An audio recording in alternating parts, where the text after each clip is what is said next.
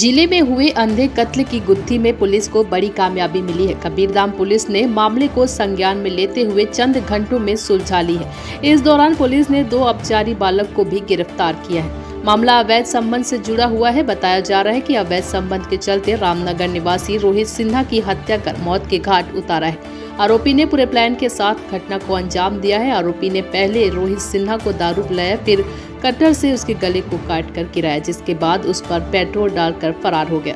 वहीं आरोपी ने उसके पहने हुए सोने को भी निकाल लिया। वहीं घटना को छुपाने और मृतक के सामान को छुपाने के लिए अपने दोस्त का सहारा लिया और उसके घर जाकर मृतक की मोटरसाइकिल और सोने की अंगूठी उसके पास छुपा दिया। पुलिस ने आरोपी के कब्जे से कटर और सोने की अंगूठी को जब्त किया है। इस कार्य में एएसपी मनीषा ठाकुर रावटे के नेतृत्व में उप पुलिस अधीक्षक मोनिका सिंह परिहार, उप पुलिस अधीक्षक नक्सल संजय ध्रुव, उप पुलिस अधीक्षक पंकज कुमार पटेल, उप पुलिस अधीक्षक नरेंद्र बेनताल सहित सौनी दर्शन साहू व गठित टीम के सदस्यों का सराहनीय योगदान रहे।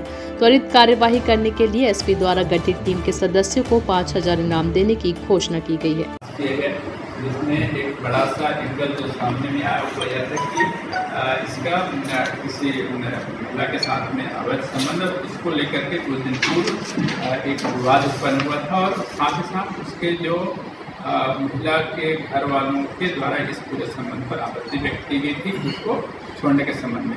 तो 2-3 अलग अलग एंगल थे जिस पर हम लोगों को एक बड़ा सा एक लीड मिला और उसी आधार पर हमारे पूरे सक्रिय किया गया सूचना तंत्र को और सभी टीम को टास्क बना करके उसको भेजा गया और सभी टीमों के द्वारा अपने पूरी क्षमता के साथ कार्रवाई की गई। जो टास्क किया गया उसको पूरा किया गया।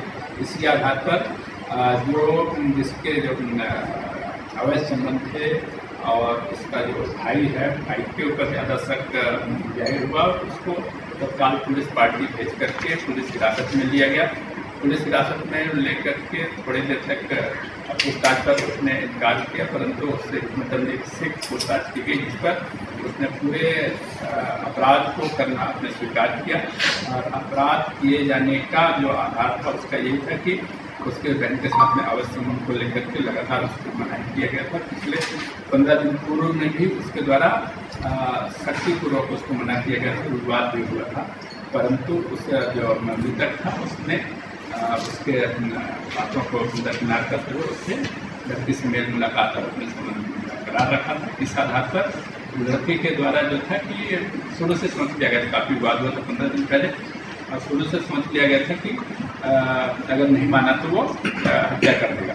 इसी फिराक में कल सुबह से उसके दिमाग में था, दिन में उसको उसके द्वारा प्लान किया गया था कि हाँ अगर समय मिलेगा तो हत्या किया जाए करके। दिन में 3-4 बार फ़ोन किया उसके मृतक को, मिलना है करके शाम चाहे गए। घूमने के दौरान उसके द्वारा एक पेट्रोल की भी व्यवस्था की गई, पेट्रोल शीशी में, और फिर वापस आकर फिर शराब पिया गया। शराब पीने के दौरान फिर जो उनका विवाद था फिर और बढ़ गया और बाद में फिर हत्या को अंजाम दिया गया। उसके द्वारा हत्या अंजाम देने के लिए धारदार जो चाकू नुमा एक बताया तो उसको उपयोग किया गया, जिससे गले में सामने में कट मार हुआ और उसके बाद में फिर उसको धक्का दिया। धक्के बाद में गिर जाने के बाद उसका रस्सा जो होता है, रस्से से गला करके हत्या की गई और बाद में जो पेट्रोल रखा हुआ था उससे उसके शरीर पर पेट्रोल छिड़क करके उसको पहचान छिपाने के उद्देश्य से आग लगा गया। तो साथ में उसके पास में माचिस और पेट्रोल की व्यवस्था रखा हुआ।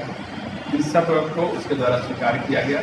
साथ ही साथ उस पर एक और जो बात हो रही थी तो उसमें यह है कि ये घटना खारिज करने के बाद में अपने बच्चे एक जो कोड़ी का रहने वाला है, ये दोनों बालक जो हैं नाबालिग होने का उनका नाम ले रहे हैं। तो एक वहाँ खबर किया कि मैं आ रहा हूँ करके और वहाँ घटना को बताया कि मैंने वो हत्या किया।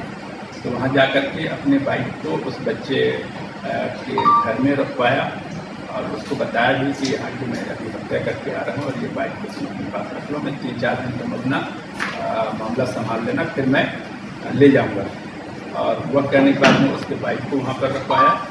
रात में ही फिर उस लड़के के माध्यम से फिर अपने घर तक अपने तक पहुँचवाया और घर से फिर वापस लड़का वहाँ चला गया। तो उसको हम उस के शरण देने और उसको साथ देने के आरोप में भी उस गिरफ्तार कर रहे हैं।